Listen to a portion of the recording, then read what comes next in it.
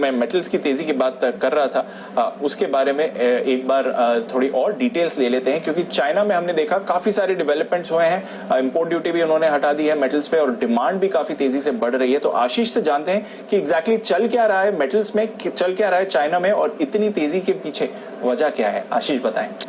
दीपांशु, देखिए लगातार स्टील की जो मांग है, कीमतें हैं, इसमें एक इजाफा देखने को मिल रहा है। ग्लोबली अगर आप देखें तो प्राइसेस में अप ट्रेंड है, और इसके बाद ही अगर आप देखें तो चाइना ने जो अपनी स्टील की ट्रेड पॉलिसी है इसमें बदलाव किया है। बदलाव ये हुआ है कि दरअसल जब इम्पोर्ट्स हैं, इम्पोर्ट्स करना अब आसान होगा चाइना में, हालांकि जो एक्सपोर्ट्स हैं इसके ऊपर सख्ती लग गई है। करीब 146 स्टील उत्पादों पर जो पहले एक्सपोर्ट पर चाइना रिबेट दिया करता था वो रिबेट खत्म कर दी गई है, और इसी के साथ जो इंपोर्ट्स पे ड्यूटी लगाया करता था वो हटा दिए। अब इसके पीछे का कारण ये लंबे समय से मैं आपको बता रहे कि जो स्टील है लगभग इसमें एक सुपर साइकिल की शुरुआत हो ही चुकी है।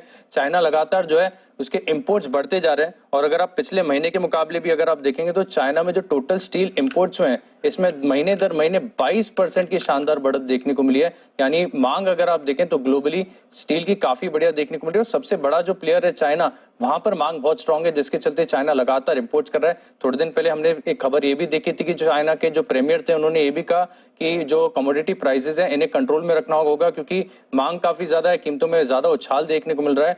अब देखिए इसका फायदा, क्योंकि जो मेटल प्राइसेस होते हैं वो ग्लोबली लिंक्ड होते हैं, चाइना में तेजी आएगी तो स्वाभाविक है कि भारतीय कंपनीज भी अपने जो प्राइसेस हैं उसे अलाइनमेंट में रखेंगी, वो भी प्राइस हाइक करेंगे। पिछले 7 से 8 महीने से हम देख भी रहे हैं कि लगातार स्टील की कीमतें बढ़ती जा रही हैं, और इसका फायदा पूरी मेटल सेक्टर को देखने को मिल रहा है। स्टील स्टॉक्स में तो देखिए मल्टी ईयर ब्रेकआउट्स देखने को मिले। इसके अलावा भी कुछ स्टॉक्स है जहां पर आपको फोकस करना चाहिए, जो कि स्टील की जो बुल रन है, जो स्टील की सुपर साइकिल की शुरुआत हो चुकी है, इसका सीधा बेनिफिट कुछ स्टॉक्स को देखने को मिलेगा। सबसे पहले देखिए जो ग्राफाइट इलेक्ट्रोड्स बनाने वाली कंपनीज है, क्योंकि इलेक्ट्रिक फर्नेस के द्वारा जब स्टील उत्पादन होता है तो उसमें ग्राफाइट इलेक्ट्रोड्स का इस्तेमाल किया जाता है।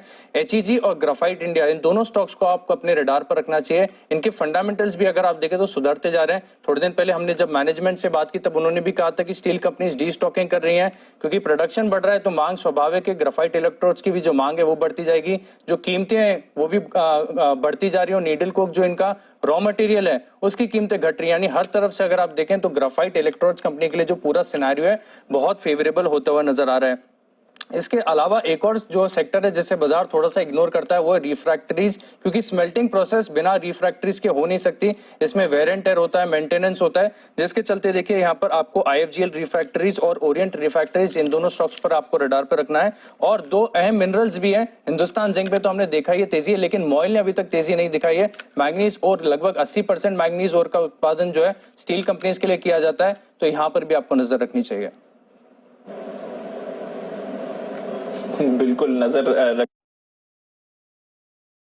स्टॉक्स पर एक बार नजर डाल दीजिए। 10% का सर्किट लग गया है जेएसडब्ल्यू स्टील पर, और आपने ऑलमोस्ट 10% की रैली सेल पर देख ली है। 6.5% टाटा स्टील, 5-6% नैल्को भी दिख रहा है, एनएमडीसी भी उस लिस्ट में है, वेदांता भी है। तो सारे के सारे मेटल स्टॉक्स लीड कर रहे हैं। टॉप गेनर्स बाजार के इस समय मेटल काउंटर्स ही आपको दिखेंगे, वहां पर बाजार का भरोसा भरपूर है। हिंडाल्को, जेएसपीएल भी उस लिस्ट में ही शामिल है।